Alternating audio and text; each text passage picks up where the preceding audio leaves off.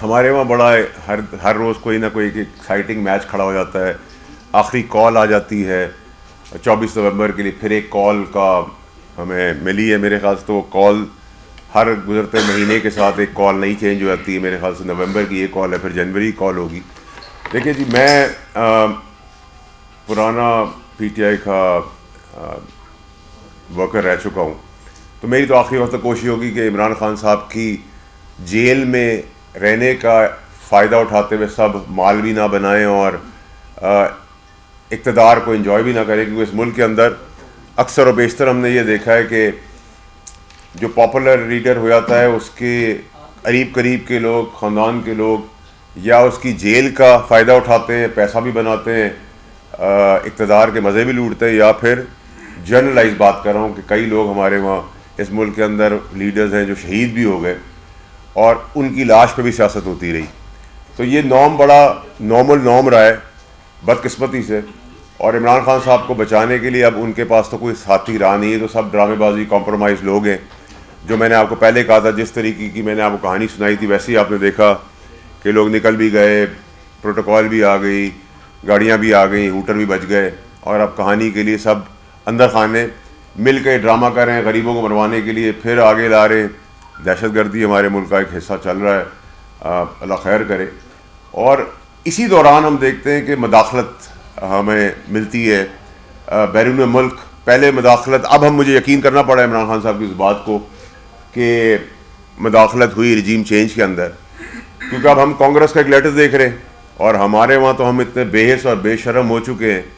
और जब मैं ये आपसे बात कर रहा हूँ तो मैं बड़ा कैटेगोरिकली क्लियर कर दूँ, ना मैं हुकूमत के बिहाफ पे बात कर रहा हूँ, ना मैं किसी और के, बट एज अ पाकिस्तानी और एज अ सिटिंग सेनेटर बात कर रहा हूँ कि हमारे वहाँ बेहिसी बेशर्मी ये है कि कोई भी आके मदाखलत कर ले, कोई भी आके बात कर ले, हमें कोई फ़र्क नहीं पड़ता।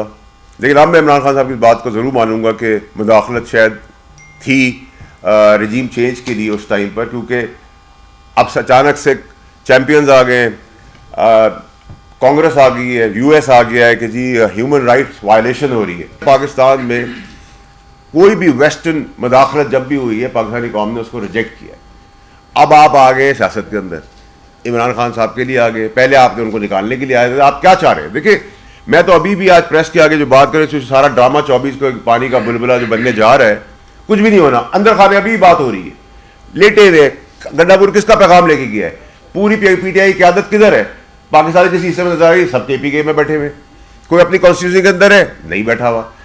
भाई आप अपने बच्चे लेके आए, किसी का बाप खड़ा हो गया है सियासत करने जेलों के ऊपर, किसी की माँ खड़ी होगी, किसी का बेटा खड़ा होगा, किसी की बेटी खड़ी होगी, किसी की बीवी खड़ी होगी, गुलाम है सारे रियासत। जो सबकी कन्वेंशनल पॉलिटिक्स थी पटवारियों की, उससे ज़्यादा घटिया ही सब नौकरों की तरह पीछे खड़े हुए जी। 25 साल पुराना आदमी अगर 5000 आदमी ही लाएगा, उसको निकाल देंगे। भाई किसी की बाप की जागीर है, ये मुल्क है, पॉलिटिकल पार्टी, हमने भी 15 साल इसमें दिए, हमें बताएंगे इस पार्टी के बारे में, हम पे कोई हुक्मरानी करेगा। कल मेरा बेटा आके आपसे बदतमीजी करना शुरू कर दे, आप कहेंगे ना भाई बाहर निकलो, वो बदतमीजी नहीं कर सकता, तुम कैसे कर सकते हो? ये अब कौम के आगे तमाशा ड्रामा क्लियर होना चाहिए। होना क्या है? वैसे तो मैं सरप्राइज नहीं होऊंगा कि इस सब प्रेशर के बाद भी इसमें कोई डेट चेंज हो जाए, या कोई पोस्टपोन्ड हो जाए, या ये किसी एक जगह पे आ जाए और वहाँ से फिर कोर्ट एक ऑर्डर कर दे, वो वहाँ से दूसरी जगह पे शिफ्ट कर दे।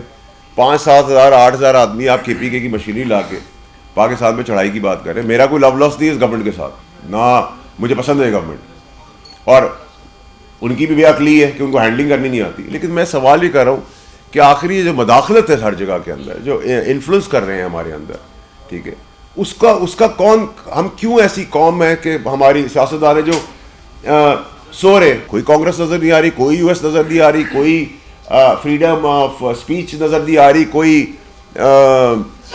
ह्यूमन राइट्स वायलेशन के ऊपर बात नहीं हो रही। ह्यूमन राइट वायलेशन इधर ही है। अब आप मुआवजा करें ट्रंप के साथ क्या हुआ।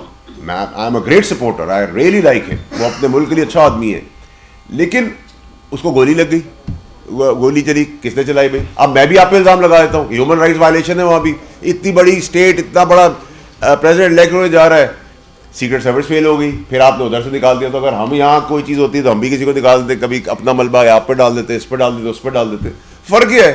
फिर चैंपियंस क्यों बने हुए? ठीक है। दूसरी चीज़ ये कि कभी आप 40 आदमी लेटर लिख रहे हैं, कभी 50, आप 540 आदमी रख लें, मेरे यहाँ से सेनेटर्स या समेत मेरे अगर कोई पॉलिसी लेटर लिख दे यूएस को, तो उससे क्या फर्क पड़ेगा उनकी ज़िंदगी को? ठीक है, आपके ऊपर अपने चीज़ों के, आपकी फेल्ड पॉलिसीज की वजह से पूरे खत्ते में अनरेस्ट है।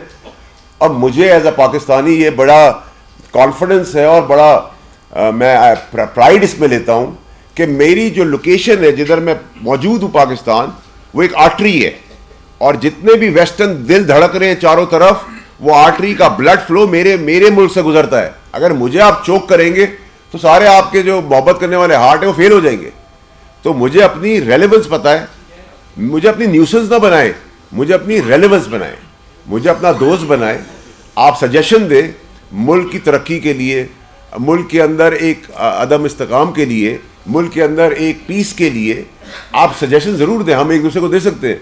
ये गुलामी का और मुदाखलत वाली चीज़ एक्सेप्टेबल नहीं है। और आपको मेरा सजेशन ये है कि आपकी फेल्ड पॉलिसी जो है, जिसने पूरे खत्ते को एक साइड पे लगाया हुआ है, स्पेशली जो चैम्पियंस हैं डेमोक्रेसी के सो कॉल्ड यूएस, मैं समझता हूँ कि उनके कांग्रेस के लोग आके ये बताएं कि आप खत्ते को रीएड्रेस करें, रीस्ट्रक्चर करें, रीविजिट करें, ये तमाशा बंद करें मुदाखलत का।